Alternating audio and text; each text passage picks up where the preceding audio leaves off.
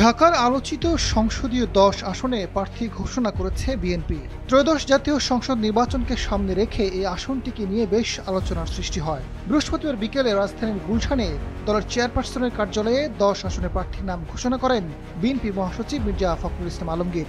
একই সঙ্গে দেশজুড়ে আরও ৩৬ আসনে দলীয় প্রার্থীর নাম ঘোষণা করেন তিনি। ধানমন্ডি, নিউ মার্কেট, কলাবাগান, হাজারীবাগ থানা নিয়ে গঠিত ঢাকা ১০ আসন। এই আসন থেকে নির্বাচন করতে পারেন স্থানীয় সরকার, পল্লী উন্নয়ন ও সমবায় মন্ত্রণালয়ের উপদেষ্টা আসিফ মাহমুদ সজীব ভুঁইয়া, এমন গুঞ্জন উঠে। গত ৯ নভেম্বর ভোটার হওয়ার আবেদনও করেছিলেন তিনি। এদিকে বৈষম্যবিরোধী ছাত্র আন্দোলনের সাবেক এই সমন্বয়ক এর আগে মুরাদনগর উপজেলা নিয়ে গঠিত কুমিল্লা ৩ আসনের ভোটার ছিলেন। এই আসন থেকে তিনি নির্বাচন করতে পারেন। রাজনৈতিক অঙ্গনে শুরু থেকে এমন আলোচনা চলছিল।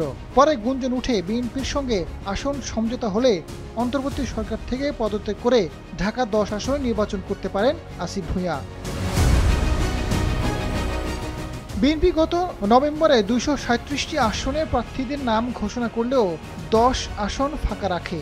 এতে আসিফ ভুঁইয়াকে ঘিরে গুঞ্জন আরও পাকাপোক্ত হয়। তবে দ্বিতীয় দফায় প্রার্থী ঘোষণাকালে মির্জা ফখরুল ইসলাম জানান, ঢাকা ১০ আসনে বিএনপি প্রার্থী হচ্ছেন শেখ রবিউল আলম। তিনি এই আসনে দলটির হয়ে প্রতিদ্বন্দ্বিতা করবেন। আসনটি ফাঁকা থাকলেও শেষ পর্যন্ত দলীয় মনোনয়ন দিল বিএনপি।